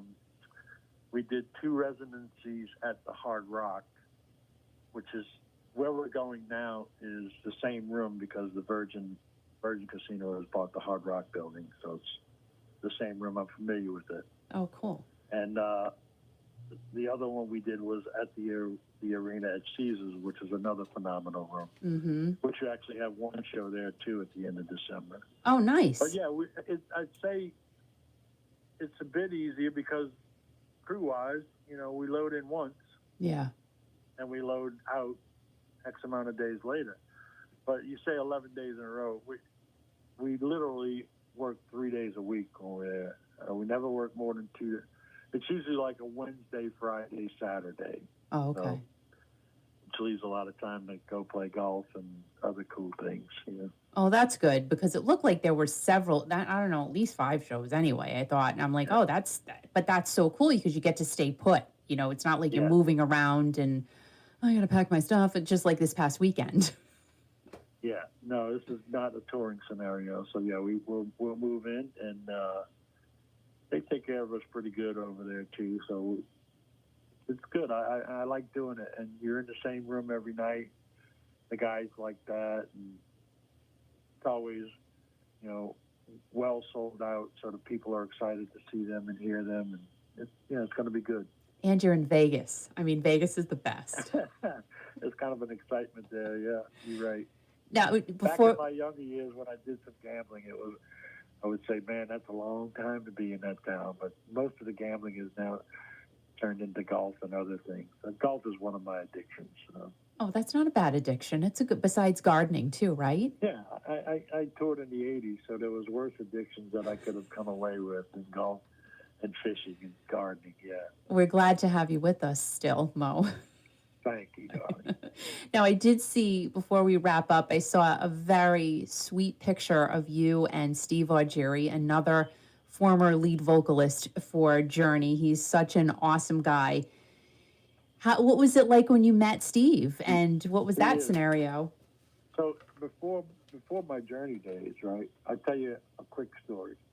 I was doing Lita Ford. Oh my God! Did you really? Yeah, I did Lita Ford for quite a while. Oh, I love Lita. Yeah, we did a show. It was kind of like a big club. I don't remember where it was. Somewhere, maybe Virginia, North Carolina, something like that. I don't know. But the opening band had gone off, and we were doing set change. And we're setting up for Lita to come on stage, and I'm wrapping up some cables and closing up some mic stands and doing all the roadie things, right? And there's this song playing in the house. And the chorus of this song stuck me. Like, I got to find out who that is. Just the chorus of the song, like, that's great change, that's a great vocal, blah, blah, blah. And I had no idea who it was. And then, like, a couple of weeks later, I had remembered it, and I was asking a friend of mine, a musician, it's like, man, I heard this song, got to figure out who it was. And I was kind of humming the chorus of what I could remember of it. And he's like, oh, here you go. And he hands me the Tall Stories CD. Oh, my gosh. The song is called Crawling Back. Wow. And that's how I got turned on to them. And to this day, Tall Stories CD is still one of my top 10 all time. And I think that's one of the best songs, best choruses I've ever heard. And then, yeah, Steve went on to do Journey. I never got to meet him during that part because obviously that was before me. Mm-hmm. But like my first year with them, maybe, or second year with Journey, we did a show in Madison Square Garden with Journey and Santana. Oh, nice. And I don't remember. I think Journey played first that night. I can't remember. Yeah, I think so. I don't remember really. But anyway, after the show, yeah, I think Journey played first and Santana was second. So I'm back in the dressing room area, and, you know, it's New York. It's the Garden. It's all the celebrities and whatnot. And, you know, standing outside the dressing room door is Steve. And when am I going to get this opportunity again, right? I walked up to him and introduced myself and I said, man, I got to tell you a quick story. And the story I just told you about Crawling Back is Tall Stories song. And he must have loved that. I mean, I had to dig it up, and he just thought that was so cool. And then, you know, he's like, so what do you do? And I said, MO, I do audio. He's like, oh my God. And he was very complimentary. He's like, dude, I need to clone you and bring you on the road, you know, whatever. But, and yeah, he got to, you know, we had maybe just a 15-minute thing. And still a fan, always a fan. And then a couple of years later, he was doing a show with his band here in Mississippi, casino show. And, you know, you make a couple phone calls through the management, blah, blah, blah, and get some tickets, and went over to see him. And he remembered me, and I remembered him. And, yeah, we laughed and cut up. And, yeah, he's just fantastic. I love the guy to death. Oh, yeah, he's a great such voice. He's got a sweet guy too, you know. Oh my gosh, and yes, both and ditto. Yes, he is awesome. He is absolutely awesome. We're so blessed to know him. So that is wonderful, and that's a cool story. Now we have one fan question for you from Mark in Baltimore. He wants to know, with a sound check being so critical, have you ever come across an arena or a venue that just gives you a hard time to get dialed into? Mark in Baltimore, that's about 50% of the time, my man. They don't build these buildings with audio in mind. Think about it. You know, it's a hockey arena or a basketball arena. Yeah, there are reflections everywhere, audio reflections. There's bad glass surfaces, cement floors. You know, every venue has its own flavor. Some are better than others, obviously. But you do what you can. I mean, technology is really caught up in audio. I'll tell you, I've said this many times. I mentioned earlier that I'm a dinosaur living in a digital world, right? Well, the fact that technology is caught up and I have my big console that I work on, and right to the right of me is the brains of the audio system, the drive rack, which has all the components and computers dialed in to timeline this and shade that and EQ this and move that and blah, blah, blah. And I've said many times, if 38 years into my career, if I can finish my career and not know what the hell is going on in that rack, I'm okay with it, right? It's not my world anymore. It's for a younger guy who's been trained in it and spent the time, and, you know, people far more smarter than myself have spent countless hours in a lab to put it into a two-space rack unit that makes it sound right. So, yeah, we do all the things we can to combat the bad audio situations, and then just hope it works. And fingers crossed. The saving grace for all of us, and it's probably crude for me to say it, is you get this big room that's really bouncy and cavernous and reverb and reflections and whatnot, and you do a sound check in there, and the saving grace is getting 10,000 blood bags in there. I call them blood bags, meaning let's get some people in here to soak up the reflections, and that helps. Believe it or not, it helps a lot. Good thing for people. So, yeah, good thing for people. Good thing for the fans for showing up. But no, that's part of being an audio guy, figuring it out. Making sure that each seat in the house gets the proper audio delivered to them, to try and make it right. Not kill the people down front, but the guys in the nosebleed seats also get a fair share of what's supposed to be happening. And if we do our job right, everyone walks away happy. Yep, absolutely. So, Mo, after all of these years and all of the different types of artists you've worked with, what is the one memory that you always look back on and it just makes you thankful for what you do?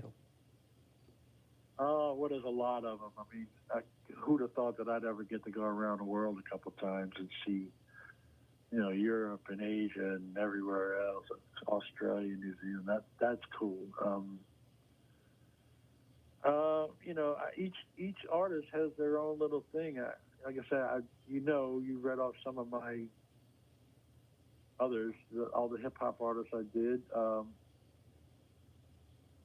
When Hart was inducted into the Rock and Roll Hall of Fame, I had to get in the elevator and go upstairs and see Ann and Nancy, and I walk in the elevator, and who comes walking in but all the people from Public Enemy. And I hadn't seen them in 15 years, and I was like, oh, hey, and it was like full circle with those guys. It was friendly and hugs and good to see you, blah, blah, blah. I did a country artist named Dina Carter for a couple of years, and I mean, she's still like my sister. We still talk regular, and she's phenomenal. She had Song of the Year and Album of the Year, her debut record. She's just crazy. Sweetest. The relationships you make, and then the Journey guys. I mean, like I say, that one night when it dawned on me that I get to be the guy with his hands on the faders, when this band that I was a fan of and listened to it's the soundtrack of my life, and I get to do it. There's a lot of them. I can't really give you one. And the fact that these people are my friends, their phone numbers are in my phone. Text messages and emails that have nothing to do with the music, about life. That's really pretty freaking cool. That is pretty freaking cool. And we thank you so, so much. I do have to give a special shout out to our friend April for setting this all up. I totally thank her for this, because everyone listening totally appreciates your story. I mean, this was so cool to connect with you and just to get the behind the scenes look into some of the bands that we all love, grew up with, listened to, still listen to, and how you are responsible for making them sound perfect. So we appreciate everything you do, Mo, and we will see you at the very next show. Thank you, Kiki. It was a pleasure. That's right. Thank you so much, Mo. Have an awesome night, and we appreciate you. Thank you. Bye.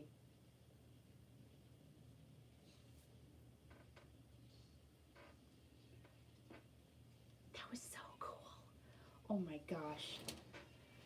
That was so cool. Excuse me, I'm still here. Oh my goodness. That was great. That was great. All right, now, let's see.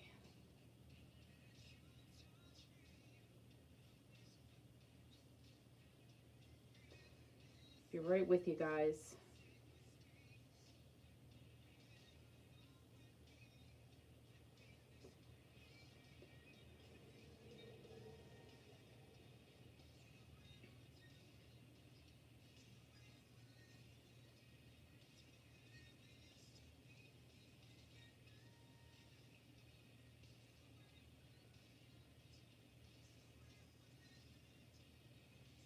Awesome. Woo! Hope you guys enjoyed that. Mark, I'm so glad you enjoyed that. Susan, that was so awesome. I love how he talked about Arnell and how sweet he is, because he is, right?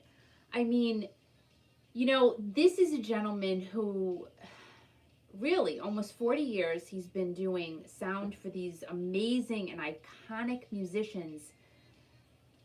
And now he's with Journey. And literally, it's true. They are one of the best-selling bands of all time ever, and he is their sound engineer. Like, you just have to go, holy moly. You know, when you get touched with something like that in your life, and he sounds like he is just so thankful and so blessed, just like Arnell. And Arnell is a super guy.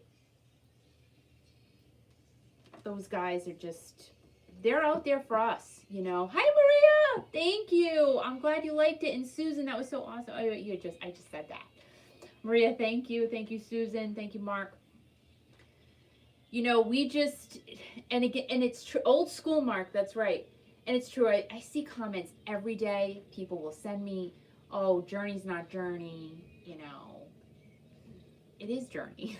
I'm sorry to tell you. I'm sorry to break it to you, but it is Journey.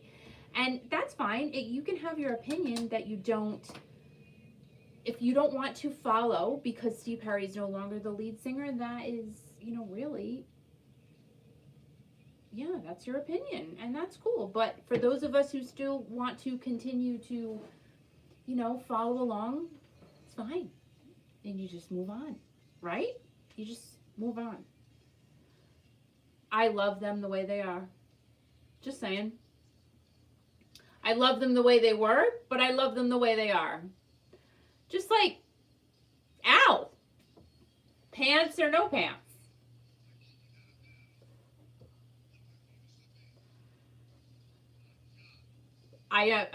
Oh.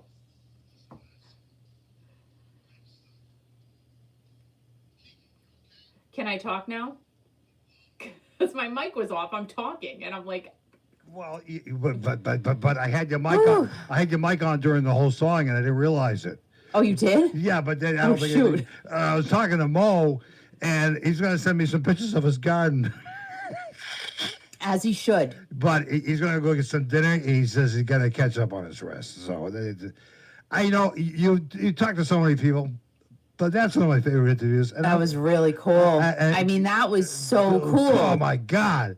The guy. So cool. But see, now the next thing is to talk to him in person so we can get the real dirt. No. And then not share it. No, we don't. No, we would never do that. No, we don't need no dirt or anything. Well, sometimes. You don't have to give me a name. No, you don't have to give me a name. I'll give him a couple beers and he'll tell me everything. I'm not gonna share everything. But that's fine. Who cares? You know, whatever. I kind of care. Just saying. I do.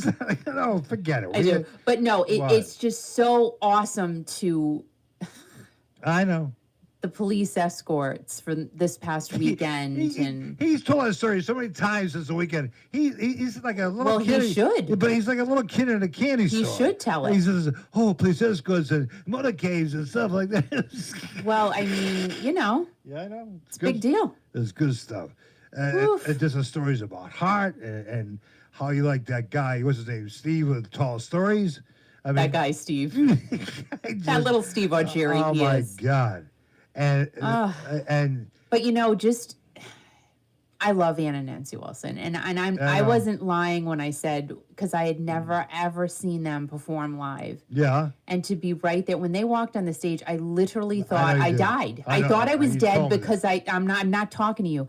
I Uh, thought that you're I was talking to me? dead Okay. because there were angels in front of my face, Right. and it was Ann and Nancy Wilson. And I'm like, oh my God, I grew up listening to their music. I still listen to their music. It makes me happy. I mean, it's just.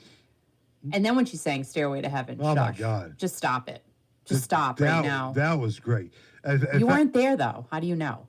will you stop criticizing me? But I'm God, just saying geez. you weren't there. Look, I've been doing technical stuff all week, and now you're beating me up because I wasn't there. I know I wasn't No, there. Catalina was there, our daughter. I know so that. was fine. Oh, my We had a God. great time. I just can't. And that's how the show Oh, my ended with God. Ann Wilson singing Stairway to Heaven. I mean, shush. And that's the way we'll end the program today. We'll play Oh, Hot Stairway to Heaven gosh. at the end of the program. So good. So, Mo, So good. Mo, thank you very much. Is awesome, dude. And we did a sound check with him yesterday, and I loved it. And he's a cool dude, man. I tell you. We love us some Mo. But he's old school. Yeah. And he's analog, just like me. I'm analog too. Nobody knows what that means. But we're two analog dudes. I mean, us analog dudes got to hang out together, right? Hey, we picked up 2 record players last night in the trash. I know. I'm just saying, we I did. know. I'm like, how could anyone dare throw these away? Well, we're driving down the road. We had to do some shopping or whatever. They're in my car. On a sidewalk, there was 2. And he's like, two- let's stop the car. I says, oh my God, there's 2 trims. And on the sidewalk, somebody was throwing them out. And then, One of them, unfortunately, we have to throw away because, like, Yeah, it's all, whatever. but the other one, Yeah, I know. But we'll talk about it later. But excuse it's a me. good one. It's a what? It's a really good one. Oh, did you turn the air conditioning back on? No, I'm fine. You're fine. Yeah, I'm sweaty, but it's good. Go turn it. You can. Nah. You can turn whatever. It's fine. So, but yeah. But, oh my God, I listened to every word that guy. I listen to every word Yeah, too. but he hears everything. He has to. But I notice when he's mixing, because I couldn't do this. He doesn't wear headphones. I'm kind of like old school. Maybe he does, but No, he's got to. No, I bet he has earpieces. You think so? I bet he does. He can't not. I should have asked that question. That's a good question. Why didn't you give me that question? What? Mark gave me a question. Yeah, you didn't give me a question. Well, I'll give you an answer God right sakes. now. But Come on. But I don't see earpieces or anything. Oh, I bet he's got them. He's got to, right? Yeah, he's got to have them. Because you know how anal I am with the sound, right? And you got to hear everything really close. I sound really good tonight, by the way. Thanks. So anyway. No, I do. I'm like, love it. Like, I want to keep talking. Oh my God! I just want you to tell you to shut up. You just go on and on and on and on and on. She's Okay, don't, because I'll turn it on. stairway Okay, you talked about that already. Okay. But it sounds really good in this microphone. Oh my God! Because you took the furry piece off. Like, see this right here? You took that off. Well, I took the So it sponge. sounds good. I took the sponge off because. And then my mic is bent and I'm pissed. Well, because they dropped the mic. But You must have dropped it. Okay, It's a whatever. brand new microphone. Don't worry about it. It sounds fine. Okay. It does sound good. It's like nobody's watching you. But oh, I'm sorry. They are watching you on Kiki.fm Facebook, and they're watching you on your YouTube channel. Yeah. Kiki Classic Rock. Yeah. And Mo says, he said, can you send me a copy of the interview? So we'll say, in fact, maybe I'll make a management decision. I think that's going to be a 2-parter, though. You think so? Yeah, I think so. Uh, It may. Yeah. that was good stuff, though. He's a I was gonna swear nice it. guy. Nice guy. Nice guy. And I can't believe he loves growing tomatoes. Well, we've got some good tomatoes but- going. I bet you know what, though? What What? do you think the tomatoes are doing where he is? Because, Well, he's in New Orleans. It's probably hot as hell. yeah, but do you think they're good tomatoes? I Or don't have they gone know. by? Like, are they past due tomatoes? I should call Mo back and ask him how big his cucumbers are. No, please don't. Why? Because he probably has pants on. Yeah, but cool. I'm trying to introduce you. He goes, check 1, 2, 1, 2. I love that. That was great stuff, man. Because he knows what a pain in the bum you are. Oh my God. That's why. So And his sound was very good, by the way. yeah, we know. You noticed that? I know that. But Sounded good. But before I put on the air, I says, So furry. count to 5. He says, oh my God. I says, I'm a pain in the ass. And he says, well, I know. How many times have I said, whatever. So, but it's good stuff, though. But thanks to Mo. How do you pronounce his last name again?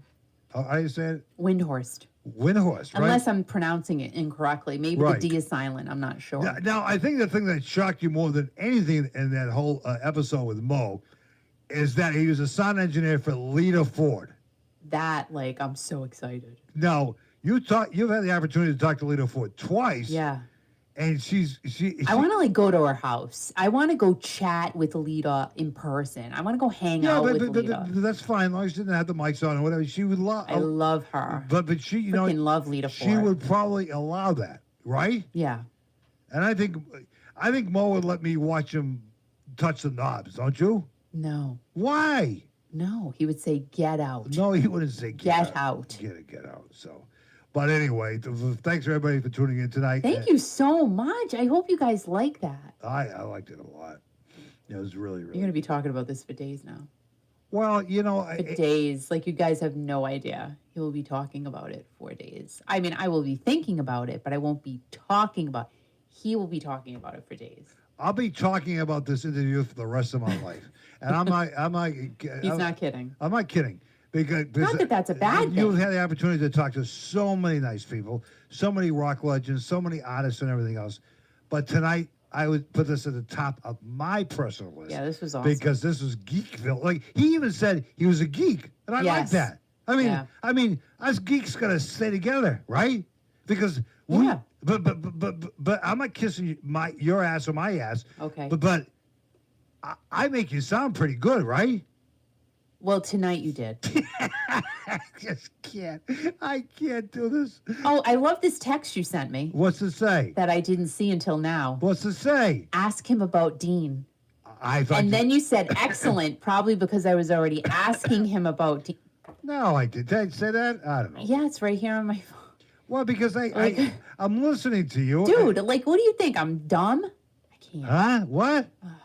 No, I don't think you. Ask him about Dean. No, Huh? I'm not gonna ask him about Dean. Of course I'm gonna ask him about Dean. But he loves Dean, and Dean has. Everybody loves Dean. But You see the comments on his new song today? No. Oh my gosh. By the way, it's really good. And Is I it? would suggest if we can play it, Yeah. I would love to play it. What's the name of it? I'm looking it up right now. Okay, now look because at- I listened to it. Oh, here it is. Coming Home. Coming Home. And Dean's voice, shut up. Just shut up. Doesn't he do it with another guy? Jeff Scott Soto, and he was lead singer for Journey for about a year. Really? Yep. And Dean, though, like, Jeff's voice is amazing. Right. But Dean should have sang more. But Like, I wanted to hear more. But you know what Mo said tonight? That Dean Casanova is a Castronovo. oh whatever.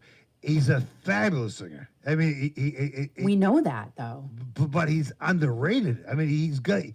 I'm telling you, he could take that microphone in a heartbeat and just go to town, couldn't he? Huh? Oh, I get it. Yes, of Are course. you listening to me? Trying.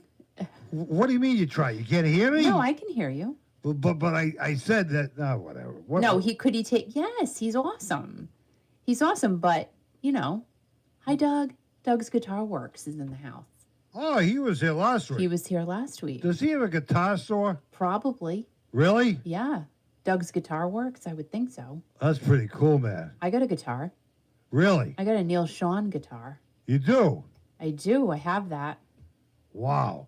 Is it a good? Oh, you got a nice guitar, right? I know. I know. I still have no idea why I got that amazing gift. And allegedly Neil's signature is on it. I would love to know if it was really his. Right. He says it was, and I have to believe him. Bill from Virginia. So. Do not take that out. I'll kill you. Don't touch it. Don't touch it.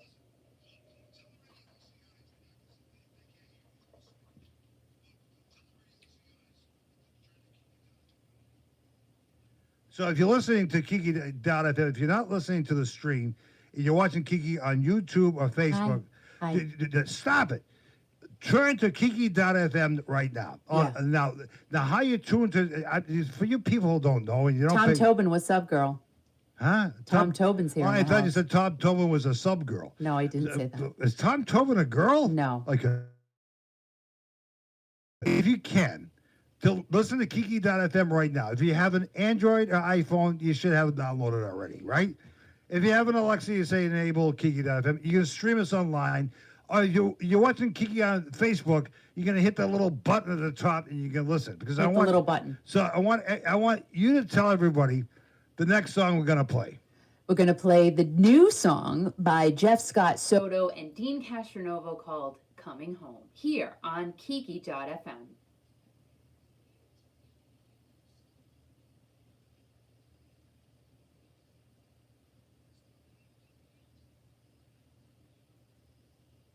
It's really good.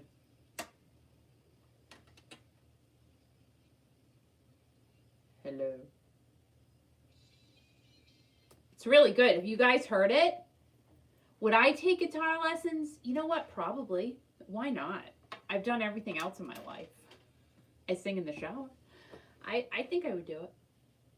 Only if Neil Sean taught me, though. Would have to have Neil teach me. Just kidding. He will never do that. That'll not happen. So if you guys heard the new song by Jeff Scott Soto and Dean Castronovo, it's so good. I heard it first thing this morning. When it premiered on YouTube, I had a reminder set on my phone. So I just pressed it, and it's really good. It's really good. Dean's voice is crazy amazing. And Jeff's is too. I'm not underrating him at all. It's really good. But Dean is, God help me. God help me. So good. So good. It's hot. Just saying. I'm not going to turn on the air because I refuse to do it. I just want to suffer. Just want to suffer and be high. So yeah, I think we should all go see Journey in Vegas. That's what I'm thinking. I would love to. And who knows? Maybe it'll happen. Maybe it won't. I don't know. So much going on in this world right now, right? A little bit of craziness going on. So I don't know, but would love to. Would absolutely love to. And those tickets are pretty much, they're going to be sold out soon anywho. I mean, for sure. I look all the time, and they're probably going to go really, really fast anyway. But it would be super nice to see them in Vegas. And who knows, maybe they'll go back on the road with the Pretenders next year. You know, we can only see what happens. We shall wait and see. Yeah. Oh, so Charlie Watts passed away from the Rolling Stones. Gosh, was it yesterday or the day before? I don't even, everything blends into each other, right? So that was really sad. 80 years old. They're not saying why he passed, but I guess he did have cancer in 2004.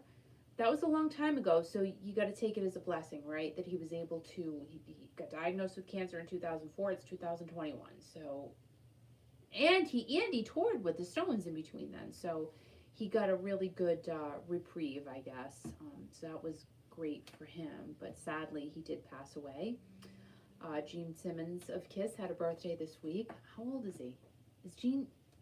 Is he 69? Because that's probably his favorite number, but I heard Charlie Watts passed away the other day. What a shocker. He was 80. I mean, I think... You know, when you retrospectively think that the Stones said he wouldn't be touring with them, you had to kind of say, what's going on? What's really going on?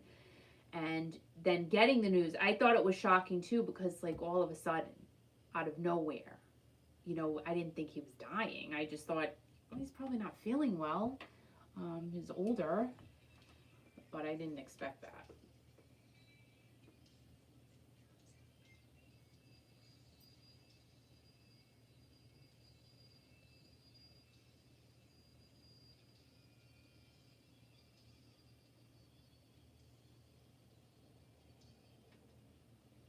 Unbelievable.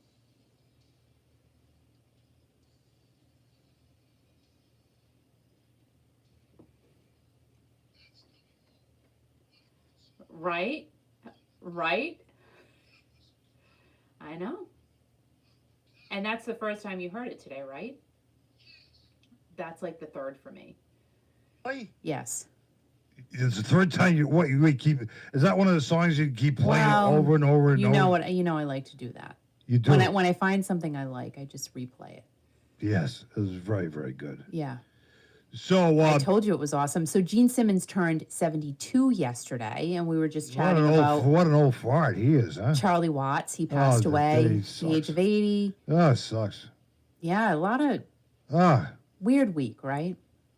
Yeah, very weird week. Strange week. Very weird week in the world, and yeah. Our prayers and thoughts go out to everybody who's been affected by what's going on in the world. It's just a very crazy world. God. And we try to escape with music, but I said to Kiki tonight, I says, do you want to go on tonight? And she says, yeah, we have to. But it's a strange time in the world. And we don't talk politics or anything else. But we want to acknowledge my God, that our hearts break for what is happening in Afghanistan. Our hearts break for what is happening here.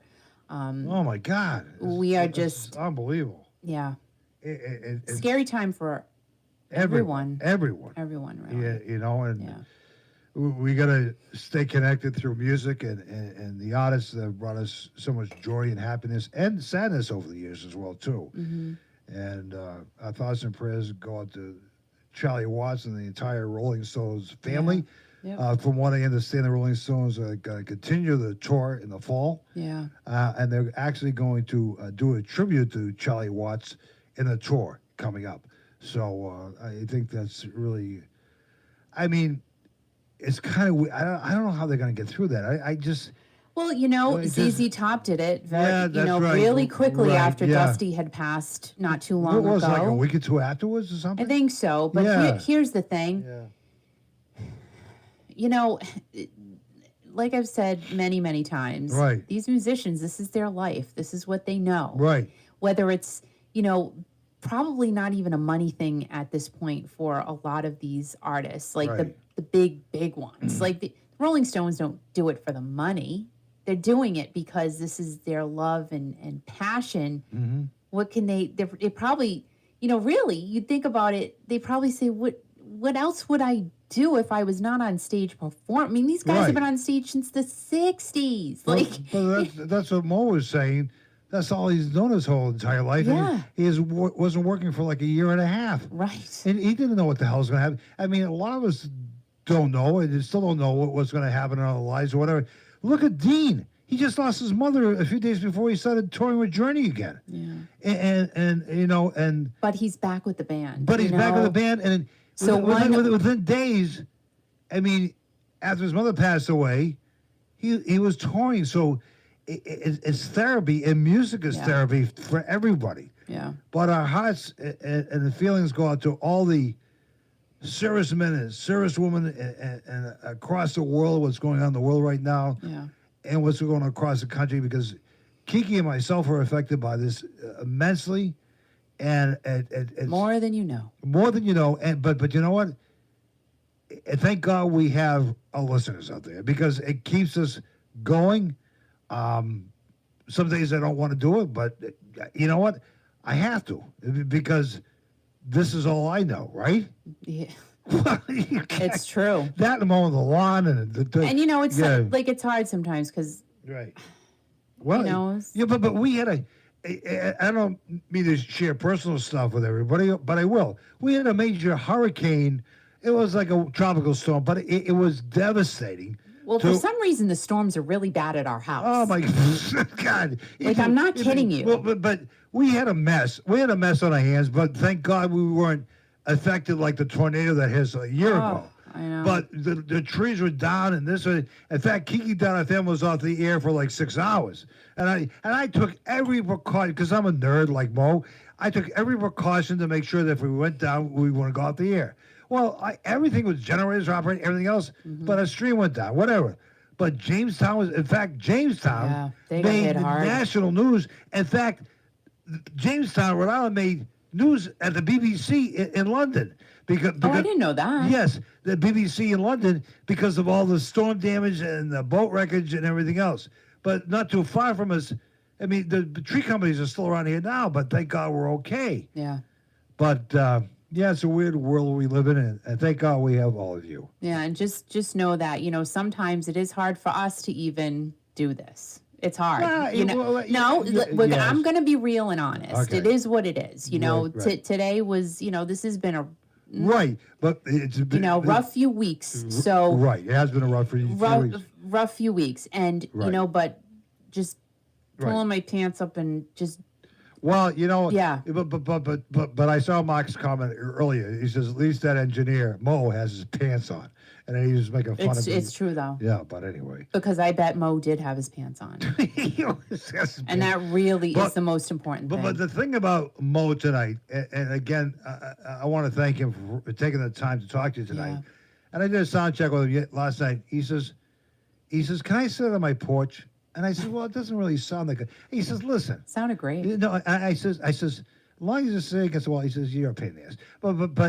But it's you can hear the birds chirping as he was talking and everything it was great. He was in his element in New Orleans, and you know what? No, it's New Orleans. Excuse me. New Orleans. Oh, whatever. Louisiana. The shrimp and bayou cut. But he did a great job tonight. I didn't ask him if he eats crabs all the time. But he did. What were you going to ask him if he had crabs? No, if he eats crabs all the time. Well, I don't. Yes, he does. Down in the bayou. Yeah, he eats they crabs, eat crabs all the time. He eats crabs, and I couldn't believe it. I wanted to chime in, but I know better not to chime in because you get mad at me. I do. But when he said oysters, I want to say, I love oysters. You do love what you like. Oh my God, I love oysters. You're big ridiculous. Time. I'm ridiculous. Sees oysters, he starts like he's never had them in his life. Oh my God, he just like. No, it's true. It's crazy. It really is. But we want to thank everybody for listening tonight. You can say goodbye to everybody, Kiki. And wait a minute. What? Oh, that's breaking news. What's the news? So Doug's Guitar Works said that Paul Stanley just tested positive, and if that's true, that puts a monkey wrench in the tour. Well, I'm sure it does. No, it really does. Hold on, I'm checking it. Oh my God. Oh, stop! This is like. You okay? Hold on. Well, REO Speedwagon had. I know, but they were out. You said they just did a show. Yep, Paul Stanley test positive 23 minutes ago. Kiss postponed show. Well, thank you, Doug, for the breaking news. Yeah, but did you check the news? Yeah. You had two or three sources? Oh, yeah, no, it's all over. All right. And he's fully vaccinated, just saying. Wait, excuse me, say that again? I'm just saying. No, say what you just said. Bye, Mary. Oh, Mary Mendoza. Good night, honey. Oh, Thank you for stopping by. She's on the Mexican border. He's fully vaccinated. Fully vaccinated, but can't get Yeah, COVID. just saying. I don't get that. I'm just pointing it out. So their show in Pennsylvania is unfortunately postponed. Yep. More information about show dates will be made available ASAP. Everyone on the entire tour, both band and crew, are fully vaccinated. Right. I think everyone has to be on the road. Right. The band and their crew have operated in a bubble independently to safeguard everyone as much as possible at each show and in between shows. The tour also has a COVID safety protocol officer on staff full-time and is ensuring that everyone is closely following all CDC guidelines. And that is from, hold on, I have to quote it, themusicuniverse.com. Well, they do say if you have the vaccine and you do get COVID, the symptoms won't be as bad. And hopefully that's the case for Paul Stanley. Yes, I mean, hopefully he's okay. Jeez, I mean, My God. Hopefully, I'm sorry he has it, but hopefully it's just like, oh, he's not showing symptoms. Right. Like, even though he has it, it doesn't mean you show symptoms. So. Right. So again, we can only pray for the people Yes. or protecting this country and the world. Absolutely. Our military in Afghanistan. There's a lot of crap that's been happening this week. A lot of crap. Lots. And I just so upset with it. I talked to a friend today. His son is in the Marines. He has. Hopefully, he doesn't get deployed there, but he's so upset, and it sucks. It sucks. I'm just saying. Yeah, it does suck. And when like we said, we're not talking about politics, but we're not. We're talking about real life world events that are happening, and we are, we do talk about it, and we feel horrifically horrible about it, and our hearts break for everyone involved. So before you go, Kiki, invite everybody to listen to Kiki.fm right now, because we're going to play a really nice song to end the program tonight. Kiki.fm is on your Android or iPhone. If you don't already have downloaded, you can do that. You can stream us online at Kiki.fm. Go to our Facebook channel, Facebook page, Kiki.fm right there. If you have an Alexa, you can enable Kiki.fm. Because...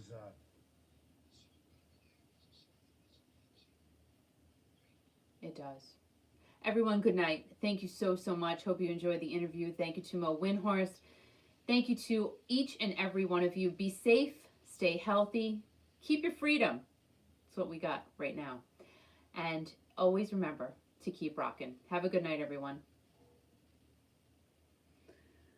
Guys, thank you so much. Thank you so much. I hope you enjoyed the interview this evening. Good night, Doug. Good night, Roberta. We love you too. Thank you so much, Maria. Good night, Mark. Everyone. Keep everyone in your thoughts and your prayers, really. Crazy. It's just crazy. And yeah. So love all of you. And just keep listening to the music. That's all we've got right now. So thank you. Good night. Good night, everybody.